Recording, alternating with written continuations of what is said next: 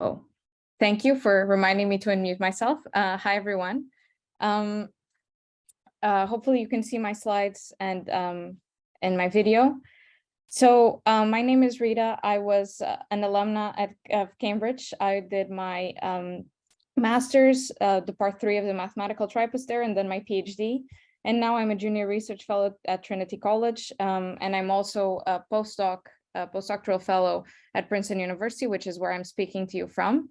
So I want to talk to you a little bit about my research, and my research is somewhat in the intersection between math and physics.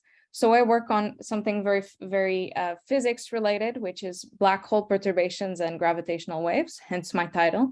I tried to make it a little bit more catchy so that I could have more people, but in reality, I'm a mathematician, so I do pure mathematics, and hopefully what you'll see in this talk is how pure mathematics is actually embedded in the theory of surrounding the physical theory surrounding black holes, which is general relativity, and pure mathematics can actually help shed a lot of light into understanding these physical phenomena. Okay, so this is a talk about gravity, and it's a talk in Cambridge. And so, and I am affiliated to Trinity College, so I feel like it's very fitting to start this whole conversation with Newton. So Newton is essentially the patron saint of Trinity, so we have to pay homage to him. Gravity really begins with this story of Newton sitting beneath an apple tree at Trinity and having an apple fall on his head. So this is that famous apple tree, or at least an offspring of that famous apple tree. And the story goes that as Newton was hit in the head by this apple, whereas most of us would just curse, he came up with this brilliant idea that actually the apple falls because it is subject to the gravity of the earth. Okay. So now we have well, he gave us a way of actually describing this, and this is through the Poisson, an equation called the Poisson equation. Of course, I'm a mathematician, so there has to be an equation in the very first slide, but I'll explain exactly what this means. So what Newton said is every massive body attracts every other massive body by its pull of the gravitational field. And the Poisson equation is an equation which allows us to compute precisely the gravitational field associated to a massive body. So what we have here on the left-hand side is gravity, and we have gravity is equal to the matter. So gravity is being sourced by the matter. In this triangle here, this triangle represents derivatives of the gravitational field, which is represented by this phi, this Greek letter here. So derivatives, they might sound very scary at first, but derivatives are nothing more than a rate of change. So for instance, your velocity is the rate of change of your position, and so the velocity is the derivative of your position. Okay, so you should interpret this triangle as rate of change. So all this is telling you is that the change in the gravitational field varies according to the distribution of matter that you have. For instance, me sitting here very close to the Earth, I feel a certain gravitational pull from the Earth because of the distribution of the matter of the Earth with respect to me is one distribution. If I went to the moon, then I would be much further away from the Earth. Or if I went to the International Space Station, I'd be very far away from the Earth. So that would be a different matter distribution. So I would feel a different gravitational field. Okay, so really, this should not be scary to you at all. This is just saying the gravity varies according to the matter distribution. Okay, and the triangle means varies, basically.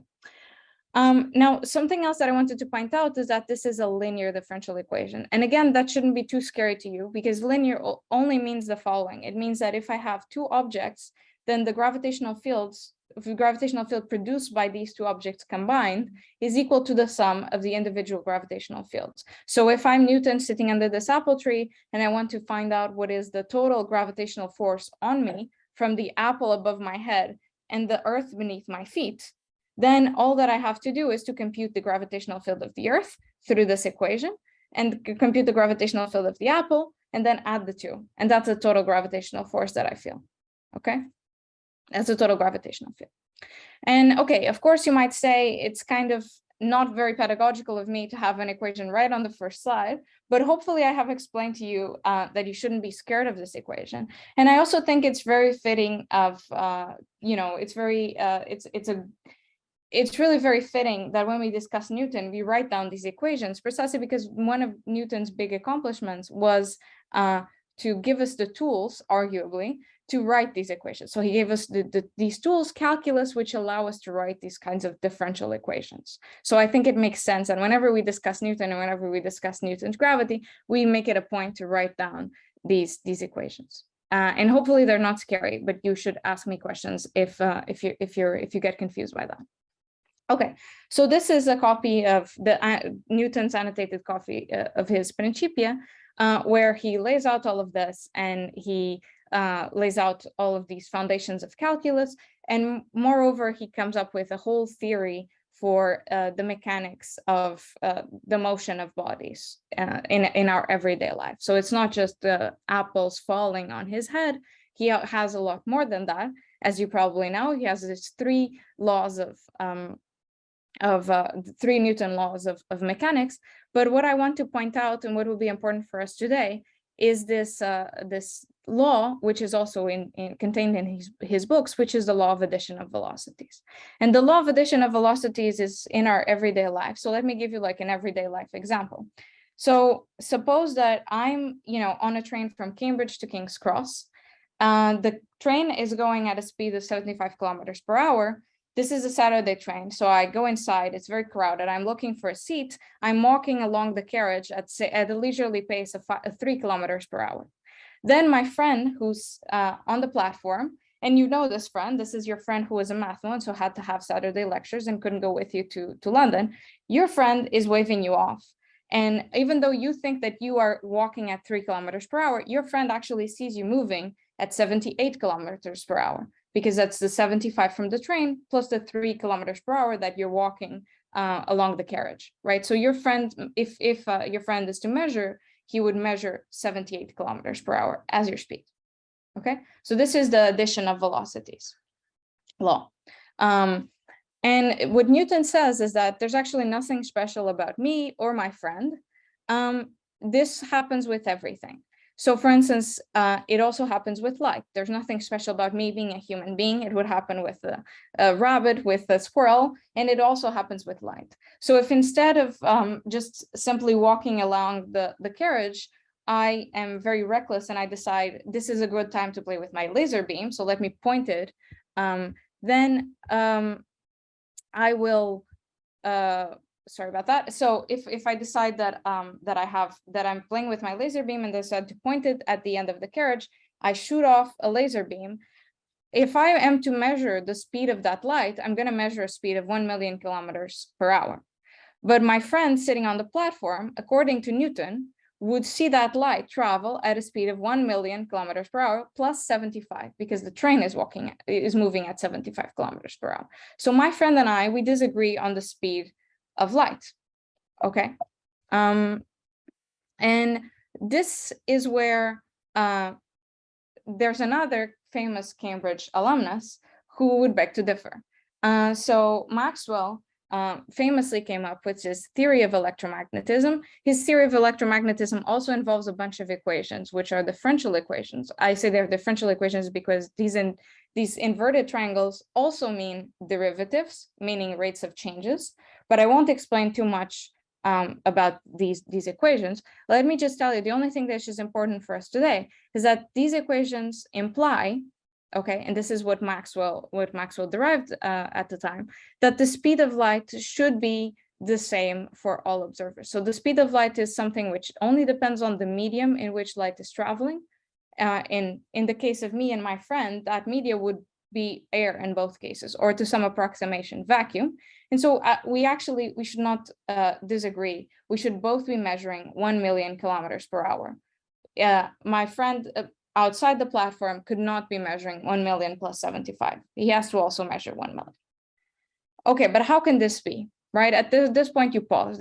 We can't, not everyone can be right, right? How can it be that you have this law of addition of velocities, but at the same time, which is very intuitive to us, but how can at the same time light be independent of the observer, okay?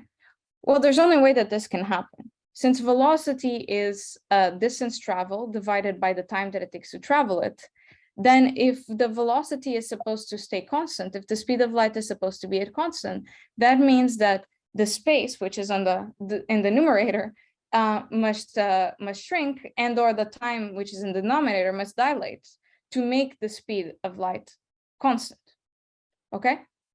And that's really a completely new idea. It's telling you that you should not think of space and time as separate entities. You should think of space-time together, forming a flexible membrane, which is the membrane on which we live, okay? And this is a really big paradigm shift from Newton's days to, to come to this space-time membrane. This was this idea of the space-time membrane is due, I think, to Einstein. So this is a paradigm shift that he introduced when he introduced his theory of special relativity. Okay, so it's really a different thing. You have to think of space and time as being together, and you have to think of them as being able to accommodate, to be flexible, so as to ensure that the speed of light stays constant. Okay. Okay. And Einstein's theory of gravitation also takes place on the space-time membrane. So you have to think of the space-time membrane as sort of understanding the space-time membrane is the starting point for understanding Einstein's theory of relativity. So what Einstein said about gravitation is that actually gravity is not a force. Gravity is just geometry. So you should think of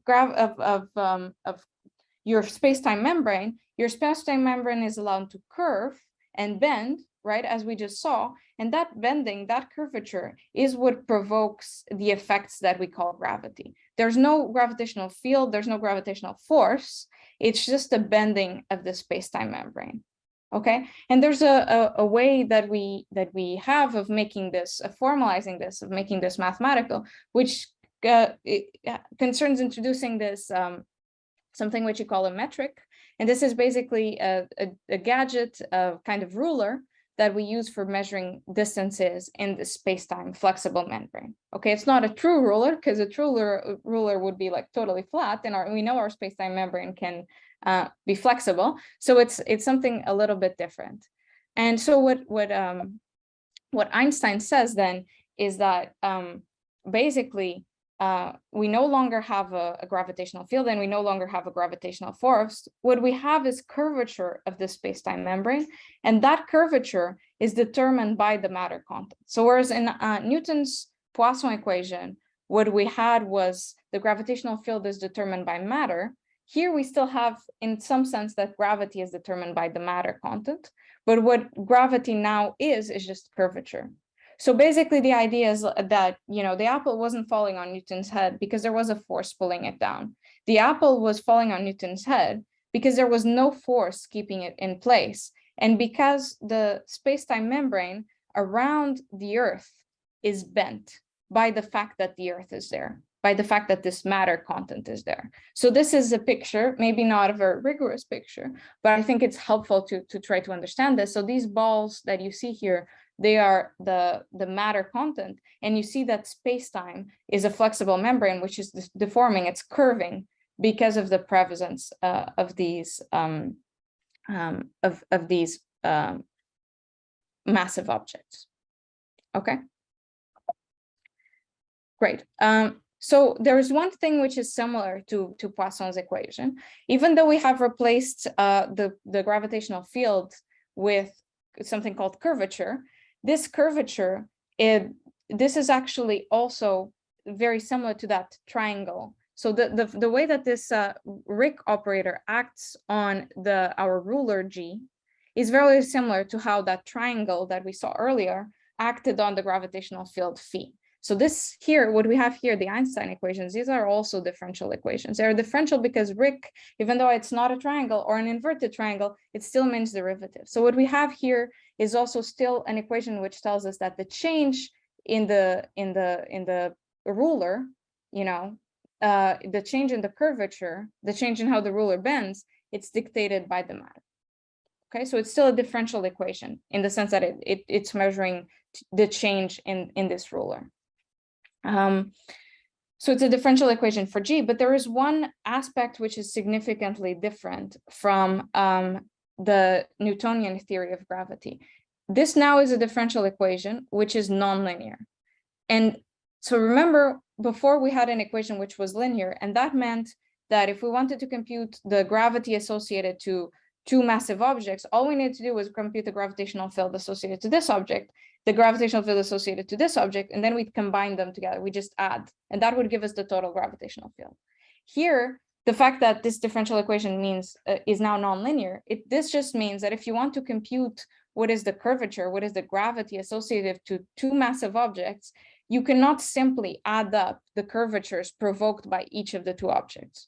Okay, so that's what it means to be nonlinear. You really, it is different. The gravitational field produced by the sum of two objects is different from the sum of the curvature provoked by two objects is different from the sum of the curvatures produced by each of the two individual objects. Okay, and that actually has a very, very interesting, very striking consequence. So in Newton's theory, if there's no matter, then there's no gravity. Right? If you just have a completely empty space, there's no gravitational field, there's no gravitational force.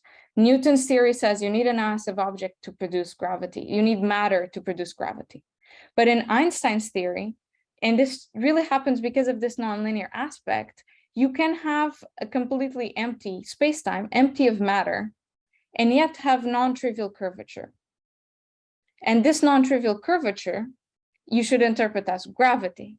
So basically, you can have solutions which are vacuum, where there's no matter, but where you have something very non-trivial from the point of view of geometry, and something which acts as if it's an object with gravity. Okay, and actually, this at first seems completely mind-boggling, and maybe it sounds like something you've never heard before.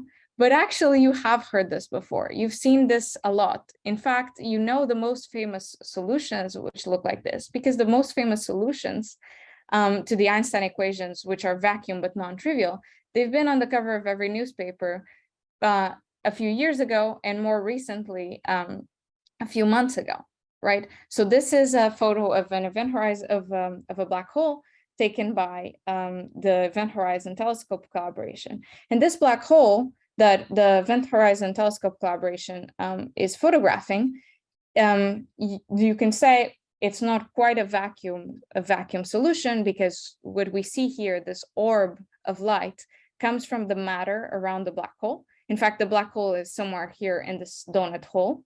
But what you can think of is that this halo of light, this matter which is glowing around the black hole, is there's actually very little matter here compared to the black hole. And so in reality, this picture, what it's describing, is very well approximated by a vacuum black hole, by vacuum solutions to the Einstein equations, which are non-trivial. And at this point, you may be wondering, what are you talking about? I've always heard black holes are the most massive thing in our universe, and now you're trying to convince me that black holes are actually vacuum, that they have no mass. How can this possibly be? Okay, the way around this is we sometimes talk about the mass of a black hole, but what we mean is not mass in the same sense that, you know, I have 50 something kilos of mass, or my phone has 100 grams of mass. It's not the same thing. You have to ask yourself, what does mass mean? And actually, Einstein had an explanation for what is mass, and that explanation comes from his famous formula E equals mc squared. So E equals mc squared is a formula that tells you mass is just energy, actually. And so when we say that black holes are very massive objects, we don't mean that they have mass in the sense that we have mass, or that our phones have mass, or that, you know, our mugs have mass. What we mean is they are configurations of this space-time membrane, which, because they're non-trivial, have a lot of associated energy. You know, flat space, if we had an empty flat space where the space-time membrane is completely flat, this would be a zero energy state, and so we would say it has zero mass. But a black hole, where there's some deformation of the space-time membrane, we would say there's some energy associated to that deformation, and that's what we call mass, which perhaps, you can argue is kind of confusing notation. But whenever we talk about mass, just remember there's this formula of Einstein that says mass is just energy. Okay, so when we talk about black holes being very massive, we just mean they're very energetic. Okay, so of course, just because you've seen all of this news coverage about the Event Horizon Telescope does not mean that you understand completely what a black hole is. So let me try to give you a quick, very easy analogy to understand what a black hole is. So my analogy comes from golf. I'm not a golfer, but maybe some of you are. And hopefully the ones that are will be able to say that what I'm going to tell you next is correct. So if I'm a very good golfer, which I'm obviously not, and I have such good aim that I'm able to make my ball graze the edge of the hole that I'm trying to put my ball in, then there's two options. Either I have good aim and I have good control, and so I send the ball very slowly, and the ball is going to maybe circle around the hole a few times, but eventually it's going to fall inside. Or I have good aim, but I don't have good control, and so I just shoot off that ball very, very fast. And if I do that, then it will just pass through, it will graze the edge of the hole, but it won't go inside. It will just pass through and go off on the other side, right? So you have to imagine that a black hole is exactly a solution to the Einstein equation. So it's a space-time membrane where there's this region, the hole, such that even light is not fast enough to avoid falling in the black hole. Okay, a bit more precisely, we can say that you light anything, you can cross the edge of this whole region, which we call the horizon. You can go inside, nothing will happen to you, you'll be perfectly fine. You basically won't even notice. You can go inside and you won't even notice that you are inside. But what you'll notice is that once you're inside, everyone else, all of your friends start ghosting you. And the reason is that your friends are not receiving any of your messages. Once you're inside, you have no way to communicate with us here outside. And the reason is that whenever you try to, if you're trying to Instagram your experience in the interior of a black hole or something, this information can only travel as fast as light. So that comes, actually, I should have mentioned earlier, but that comes from Maxwell's theory that somehow light is the fastest thing in our universe, and this is like the absolute maximum velocity that we can achieve. So if you try to text someone, or if you try to send any kind of signal to someone outside, your signal is not traveling faster than light. But light is not fast enough to be able to escape once it's inside. Okay. So that's what you'll notice differently. Okay, so that's what a black hole is.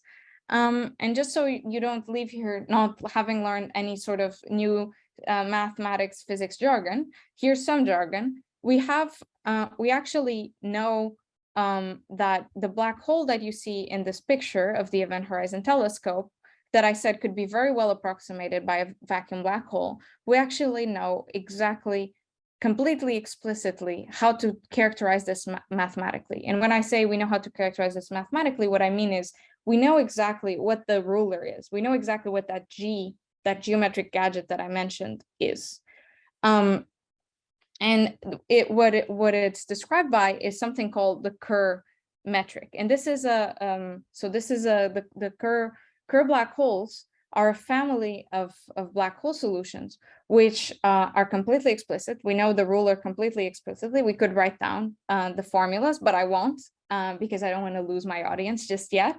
And they're described by something we confusingly call a mass, but you've just learned is only energy, and something that we call a rotation number. So this is just some angular momentum, which has to satisfy a certain bound. So the Kerr black hole is basically just a black hole which is spinning. If A is 0, then it's not spinning. If A is something non-zero, then it means it's spinning. And there's a limit to how much it can spin.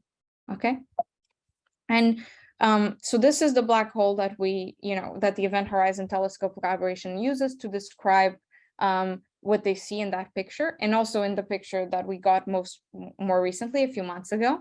But it's also what we expect to be the generic way of describing black holes. So we actually think that black holes are pretty simple objects, and we think that all of them are actually characterized, they're actually all elements of this family that we can explicitly write down, so, which is really, really nice. So we think they're completely very, very simple. They're just described by two numbers. Okay, and among these black holes, there's one which is kind of distinguished, which is the non-rotating case. And this is especially famous for two reasons. Well, actually for one reason, which is neither of these. So it's not just famous because it was discovered in the World War I trenches. It's not just famous because it's almost as old as general relativity itself.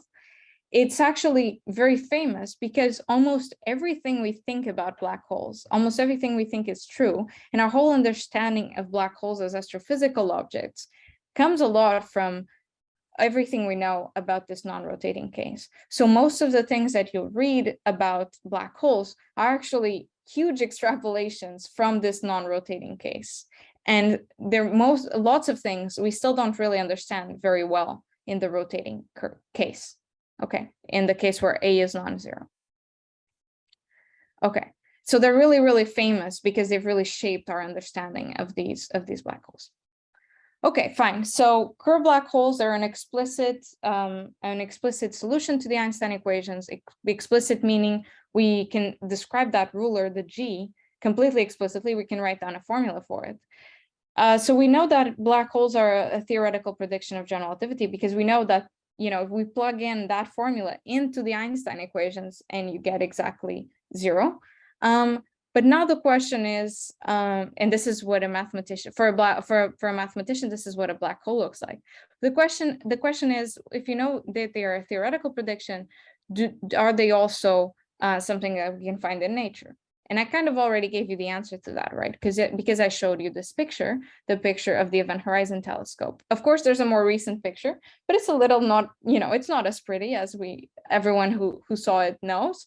And so I'm keeping the picture from, I think, 2016 in my slides. So we know that we at least have this black hole. This is M87. I think I looked it up this morning. I think it's more than 50 million light years away from us. So pretty far, but it's there. Another reason we have for thinking that black holes can be found in nature is actually work which far predates the Event Horizon Telescope. So what you see here is a picture of the center of our galaxy, the center of the Milky Way. And what you cannot see here is a black hole. However, there is a black hole hiding here. So black holes are black, right? And so unless you're zooming in so much that you can see the dust around them shining, you will not be able to spot them at all just by taking a photo like this. But the way that we know that a black hole is there is because the stars around them, and the stars are what you can see in this photo, they move in a way which allows you to infer that there's something there, which is really deforming the space-time membrane a lot. Okay, so that's how we know. This work really predates the Event Horizon Telescope by a lot. This was work done by Andrea Ghez and Reinhard Genzel, which got them the Nobel Prize in Physics, I think, in 2020. Another evidence that we have that black holes can be found in nature comes also from the gravitational wave detections that we've been measuring with LIGO and with the LIGO and Virgo collaborations. So these are detecting gravitational waves which are emitted by colliding black holes and by colliding neutron stars, but more importantly for us today, colliding black holes. So it's an indirect measurement, but we can sort of infer that black holes do exist by detecting their gravitational waves. So we have a lot of reasons to expect that indeed black holes can be found in nature. Lots of Nobel Prizes to say that. In fact, the LIGO collaboration also, the detection of gravitational waves also was awarded a Nobel Prize. And the fact that we can find them in nature, it sort of suggests to us that black holes should be stable. And let me explain a little bit what I mean by stable and why I'm saying that the fact that we can find them suggests that they're stable. So a good analogy to understand what stability means is to consider a rigid pendulum. So this is like the pendulum in your grandfather clock, right? If you have a grandfather clock at home, or if you've ever seen a grandfather clock, which I'm sure you have, it has a rigid pendulum like this. So it has an axle, it has a rigid rod, and then at the bottom it has a mass, and the mass will be my fist. Okay, and it swings, right? And there's two configurations of the rigid pendulum where if you put the pendulum like that, exactly like that, it will just stay put forever. So there's this position, it will just stay put forever, and there's this position. If we put it exactly vertical, it will stay like this forever. But there's a fundamental difference between these two states. So because they stay like this forever, we call them equilibrium states, but there's a fundamental difference, right? So if I do this, if I look at this one, if I perturb it slightly, I give it a little flick, then the pendulum will go like this, and eventually, because of the air drag, it will go back to its initial configuration, right? In contrast, if I have this unstable, if I'm at this equilibrium position, and I lightly flick the mass, it will go to like a completely different configuration. It won't be hovering around this point. You will not see a pendulum hovering around like this, right? It will just completely go to a different position. So the first case we call a stable equilibrium because it sort of goes back to the initial position. The second case we call an unstable equilibrium because it ends up in a completely different position from where it started. And if you think about it, well, this is not so easy to see, but black holes, these curved black holes that I mentioned, they actually are equilibrium solutions to the Einstein equations. And so you can ask, and this is a paper of Reggie and Wheeler from 1957, where I think this question first arose. You can ask, is this equilibrium stable or unstable? So are we in configuration A or configuration B? And if you think about it, this is more intuitive. The fact that we can see a lot of black holes in the universe suggests that black holes are of the type A. Because, in nature, there's a lot of perturbations all the time. And that's why in practice, even if you put a grandfather clock exactly like this, it won't stay like that for very long. So if you look, if you let enough time pass and you look at your grandfather clock, it's probably going to be like this and not like that, right? So nature, it tends to go to equilibrium, and it tends to go to stable equilibrium configurations because there's always lots of perturbations going around. So if we see black holes, and if you see very old black holes, that suggests that they are stable. So the experiment is kind of telling us, yes, black holes are definitely stable because we see them, okay? But on the theory side, well, the jury is very much still out, and we are not yet able to say conclusively that it follows from the mathematical form of the Einstein equations that black holes have to be stable. So you can kind of think that stability of black holes, checking if stability of black holes is predicted by this theory, is yet another test of general relativity. So if you find, if you look at the mathematical theory and you find that it does not predict stability of black holes, that's kind of at odds with the experiments, right? The experiments being like these pictures that we have, they're telling you that black holes are stable. And if you find that that doesn't follow from the theory, that's telling you that there's a flaw in the theory, and maybe you should go back and rewrite your theory. So it would tell us that general relativity is not necessarily correct. Okay, it would give us some indication that general relativity is not correct. Either that or the experiments, we're extrapolating too much from the experiments. Anyway, I would argue that in order to make this test, you have to take the mathematical theory and look at it completely rigorously and try to derive this result of that stability completely rigorously without letting yourself be influenced by the experiment, without letting yourself be influenced by what you'd like to be true. And the fact that this needs to be done in such a rigorous way is what I think is an argument for why you'd want mathematicians to work on general relativity, or at least that's what I like to think, because that's what I make a living doing. But there's also another aspect to this, which is you could say, now we have very good computers, and so you could actually just plug this question into a computer. The computer doesn't care about the experiments at all, so it's not going to be biased by the fact that we see black holes in nature. So the computer would be able to check, does it follow from the mathematical theory if stability of black hole, that stability of black holes, is it a prediction of the theory that stability of black holes holds? The problem with putting this into the computer is you'll get a yes or no answer. You'll get yes, it's stable, or yes, no, it's not stable. It's unstable, but it won't tell you why. And using mathematics, it really allows you to understand the mechanism behind either the stability or the instability, the effects which make it true. So it goes beyond just understanding, checking if stability or instability is the case, but it actually tells you how you get there. So it actually describes what happens when you perturb a black hole. Mathematics really tells you how these perturbations are going to evolve. Okay, and we know that if black holes are stable, it must be because they're shaking off, whatever perturbation you make to it, like you kick it or something, and it's going to shake off this perturbation. It might be deformed for a little bit, but it will shake off this perturbation and go back to being like, your standard black hole by emitting gravitational waves. And gravitational waves, you can think of them as like ripples in the space-time membrane that propagate outwards at the speed of light. So your membrane is flexible, and you imagine, you throw a pebble into a pond and there's ripples that propagate outwards. That's exactly how you should imagine gravitational waves. The ones that come from colliding two black holes, or the ones that come from a black hole which has been momentarily perturbed and is trying to evolve back to equilibrium.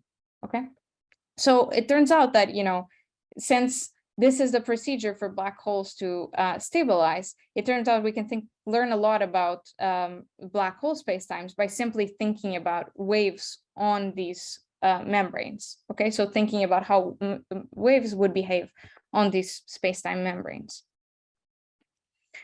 So one example of a wave would be light, right? So imagine that you're shining some light into a black hole.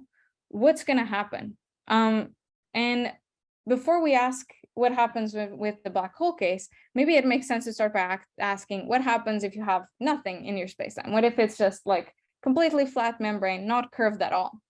Well, what happens is you flash a light bulb, you flash your flashlight, and then you turn it off. What's going to happen is that those photons are going to propagate, and they're going to propagate like this, and space is really big. So somehow the photons are going to spread out more and more. And as they spread out, your light signal is going to become dimmer and dimmer and dimmer, right? Because space is really big. There's a lot of directions for the photons to move in. Like in this room, there will be 3 directions for the photons to move in. And that's why your signal becomes dimmer and dimmer. Now, if you do the same thought experiment for a black hole, you might say, even better. If I have a black hole, then I have lots of space around it too.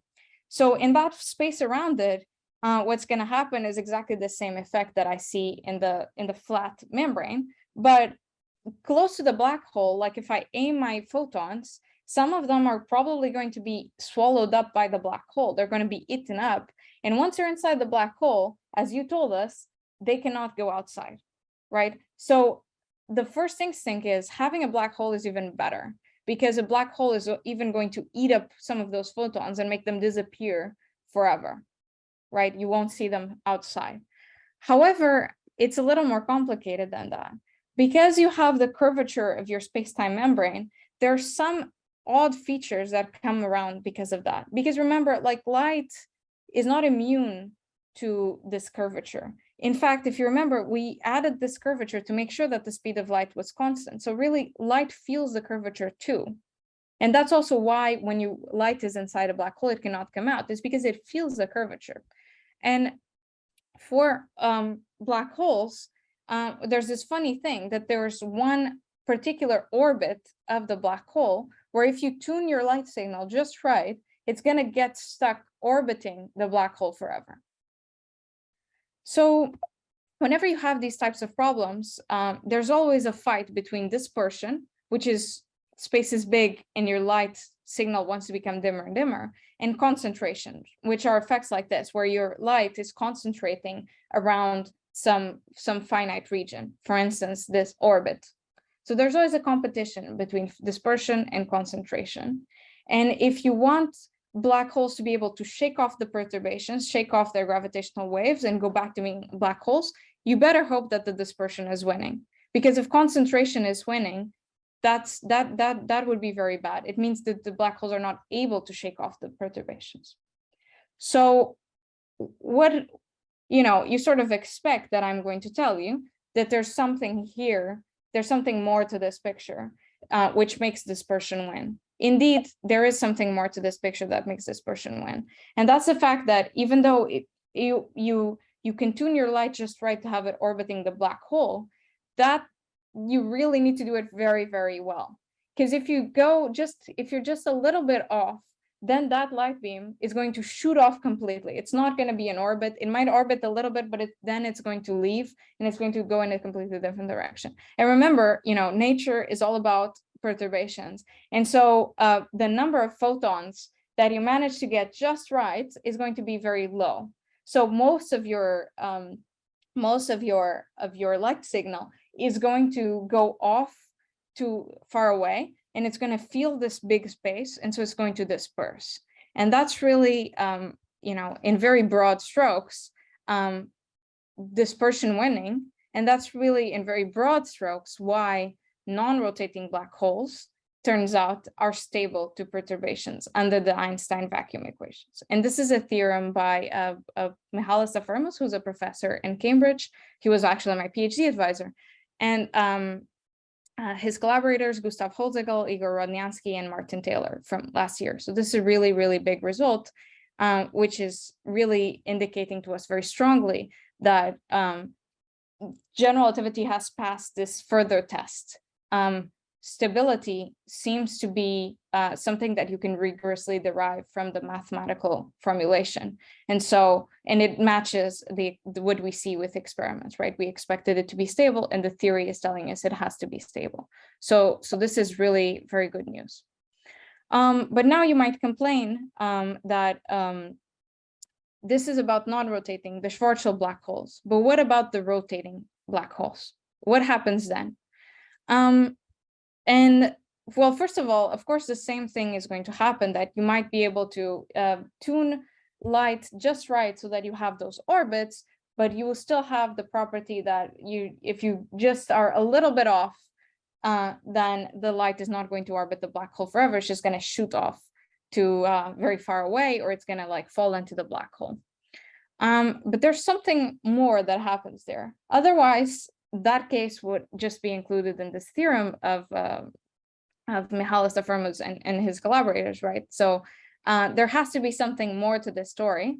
Here's that something more.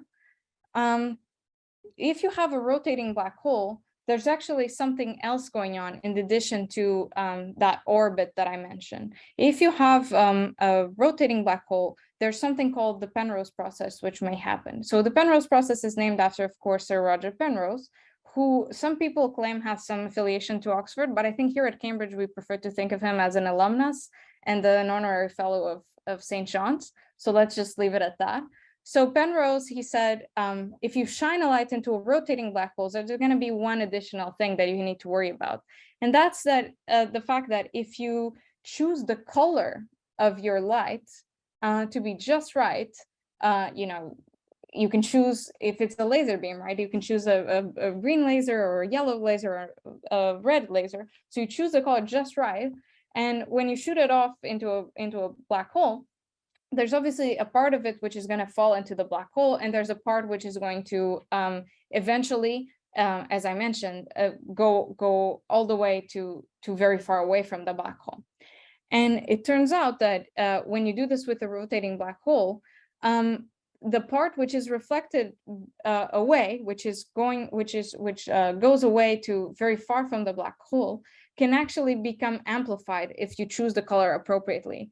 Because if you choose the color appropriately, these laser beams, they can kind of extract energy from your black hole. And so they're going to get amplified. Well, and I said there's a fight between dispersion and concentration, and amplification clearly sounds like something very bad for that, because amplification tells you that the dispersion effect is losing. If you have amplification, then you don't have dimming and dimming, right? So it sounds very bad. And here I just tell you there's some amplification, but I don't tell you how much. So you might be worried that there's so, a huge amount of amplification, like an unbounded amount of amplification. But actually, luckily, that does not happen. So the Penrose process can only amplify gravitational waves by a finite amount. So you can sort of think the physics literature estimates are about 140%. So you can amplify a little bit your gravitational waves. So they become a bit, stronger. But then as they go off to infinity, they feel this, the fact that space is very big. And so actually they become dimmer and dimmer. So somehow the amplification is not strong enough to beat the fact that space is very large. Okay, and this is a hand wavy version of a result with Schlappentock-Rothman, who is at the University of Toronto. And so what this result kind of tells us, although it doesn't go all the way there, is that we can hope that rotating black holes are essentially just as stable as their non-rotating Schwarzschild cousins, which was the case that was analyzed in this theorem that I showed you before. So we're not quite at the stage of having this theorem for the rotating case, but we are, a little we're walking towards that. Okay. I don't have that much time left. I wanted to explain to you that Rayleigh stability is not the only property of black holes that we can probe by understanding the mathematics of gravitational waves. There's many other effects that we can look at. So, things like, we've been talking a lot about what happens in the exterior of that whole region, but what happens if you cross inside? Well, gravitational waves cross inside, and so we can ask what's their behavior once they're inside. And that's something that actually is very interesting and has been looked at by lots of people since actually Penrose. Other things that we can use with these results for gravitational waves are to investigate things like the marriage of general relativity and quantum mechanics. So the most famous example of an attempt at merging these two theories was in the context of black holes was by Stephen Hawking, right? There's a Hawking radiation calculation. And this is a calculation which is this is obtained by thinking of having a black hole, which forms by collapse, having some waves on the black hole, and thinking, well, the black hole, the space-time membrane, it's completely described by the Einstein equations, but the waves traveling on it, I can think of them as quantum mechanical waves. And when you do that interpretation, when you do that, and you use the results that we know hold for waves propagating on these kinds of space-time membranes, you can calculate that there is a sort of temperature associated to a black hole. So black holes emit thermal radiation when you consider these quantum mechanical effects. And that's really one of the big contributions. Well, of course, there are many, but this is one of the big contributions of Stephen Hawking. And in the interest of time, let me just skip right ahead to the end. Thank you very much. Enjoy the rest of the festival. And if you have any questions, I'll try to answer them. I see there's a bunch now in the Q&A. So I'll try to start with that. So the first question, it says, Newton concentrated mainly on geometric arguments to arrive at different calculus, whose development was disputedly shared with Leibniz. Yes, I think this is the case. That I'm not a philosopher of science, so I don't know all of the details. But the reason why I said arguably often was because many people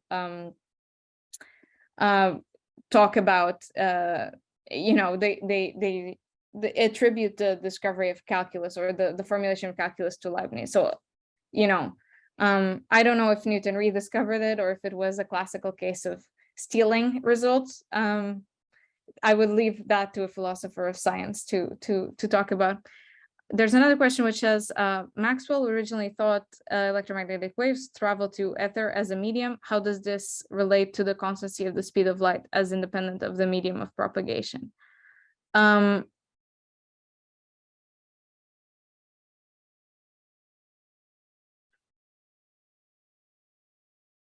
Well, I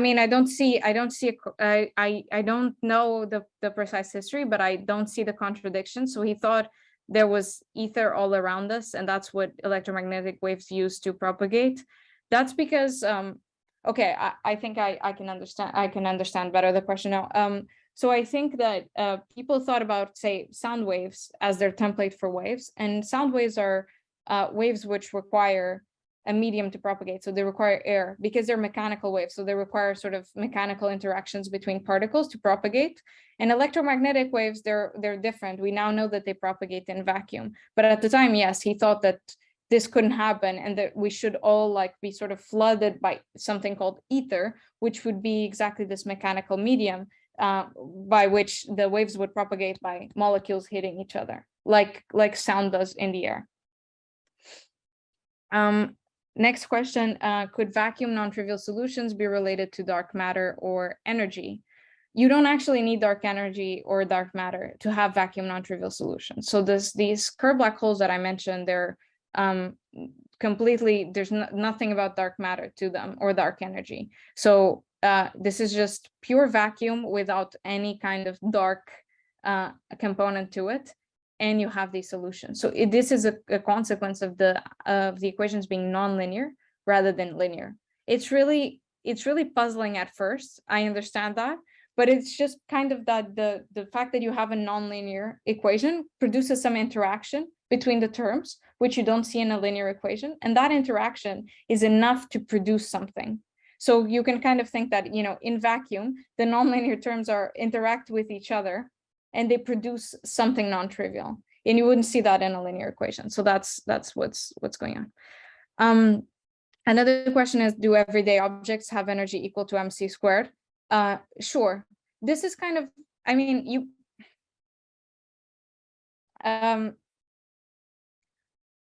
just kind of can ask yourself, what is mass in the end? What does it mean for something to be massive?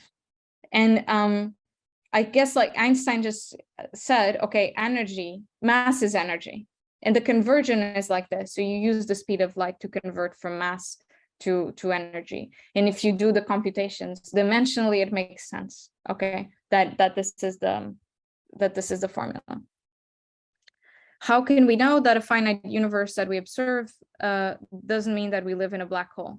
We don't know.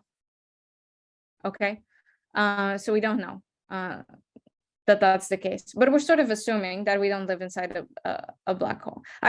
Maybe someone who does astrophysics would be able to give you an argument for why we do not live inside a black hole. I wouldn't be able to give you an argument for that. So I don't know. Let me maybe scroll down a bit more. So someone asked, you mentioned that a light beam shown at a black hole with the right wavelength might extract energy from the black hole. How is that possible if nothing can escape the event horizon? You are using absolutely the correct terminology. So that extraction happens without the light actually even going inside the black hole. It is a bit strange why this happens, but it has to do with the fact, well, it's hard to explain, you know, it's hard to resolve this conflict, but it has to do with the fact that somehow in a rotating black hole, there's this region. So let me go back to the picture. There's like a shadow here that I drew around the black hole. And I didn't draw the shadow for nothing. So this shadow represents a certain region of space-time. And in that region, what you think is, what outside of that region, you had a concept of where time is, like time is flowing in a certain direction. And once you're inside this region, your idea of like what is a time direction and what's a space direction changes completely. So inside this shaded region, time and space are kind of swapped. You might think like outside the time is vertical. When you're inside here, time is horizontal. And this shift of time and space, it has this consequence that you can that you can interpret. It has a consequence that it amplifies your wave. And you can interpret that as extracting rotational energy from the black hole. But that extraction happens without, you know, without the beam ever needing to go inside inside the horizon. So it's not that you go inside the black hole and then you come out. It's that part, you know, you don't have to do that. By just being inside the shaded region, you are able to extract that energy. So this is definitely a very strange feature, and it really makes rotating black holes a lot more complicated than non-rotating black holes, because you don't have this region in the non-rotating case. In the Schwarzschild case, you don't have a region like this. So Garth asks, is there still no satisfactory unification of gravity and quantum theory? I think the answer is no, certainly not mathematically satisfactory. So for a mathematician, mathematicians, we like lots of physical theories, but most of the physical theories that we like happen to be classical. And the reason is that with the classical theories, like the theory of electromagnetism, the theory of gravity, the theory of fluids, you have a set of equations which you can think of as evolution equations, where you are given some initial condition, you let it evolve, and then you see what state you're at. And when you try to add quantum mechanics, the problem is just that quantum mechanics is not at the same advanced level in terms of mathematics. And so you unfortunately, in all of the theories of unification of gravity and quantum gravity, you don't quite have this. You don't quite have like a set of, a fixed set of equations and a notion of what it means to consider an initial configuration, notion of evolution. This doesn't quite exist. And so, at least from the mathematical point of view, there's definitely not a satisfactory unification of gravity and quantum theory. Of course, physicists might answer your question differently, because they might not be so thrown off by the mathematical properties of the theory. So James Malcolm asks, does the amplification in rotating black holes apply per photon or on a larger scale?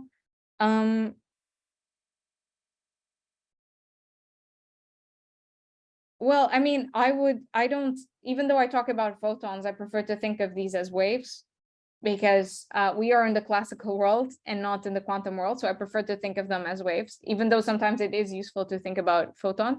So I'd say larger scale, I think of it as a wave, and that wave has a certain amplitude, and that amplitude is getting bigger because of this Penrose process.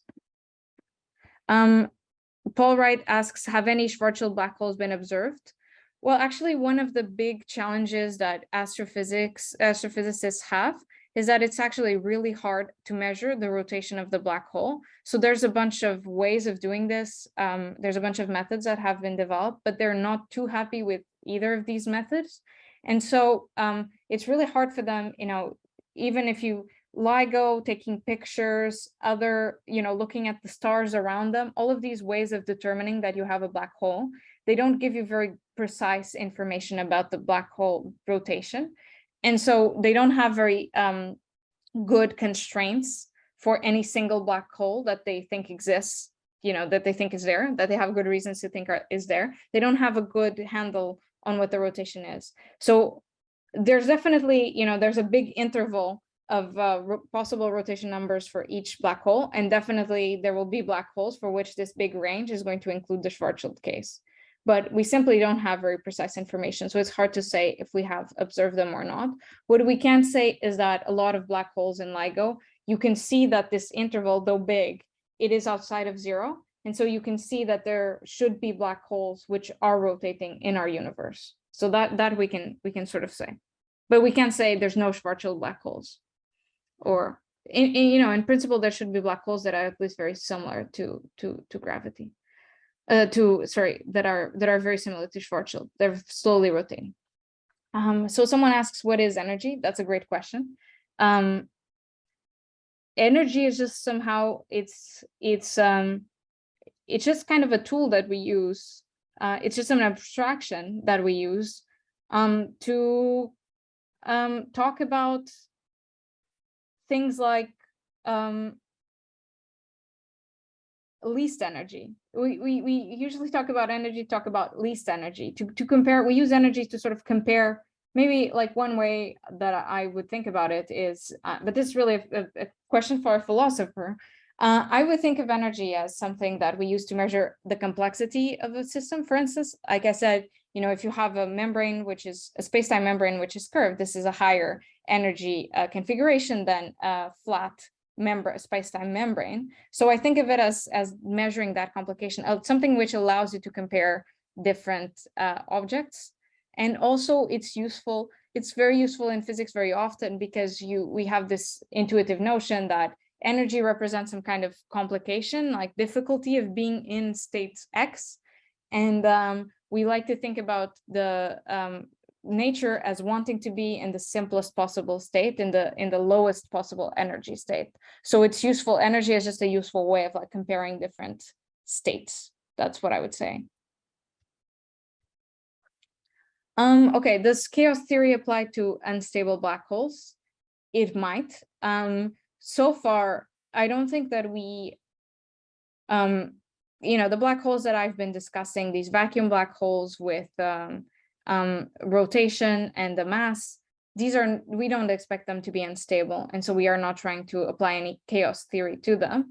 But with an unstable black hole, it is certainly the case that if you don't know what happened, the unstable will just mean that if you perturb a black hole, it won't end up being a black hole. It won't be like in the same, at least if curved black holes were unstable and you would perturb them, then you wouldn't get a curved black hole at the end. So maybe you'd have some bifurcation theory to tell you what happens afterwards. So I can imagine chaos theory being, chaos theory could play a role there. Does Hawking radiation imply that some light can escape from the horizon rather than go into infinite orbit?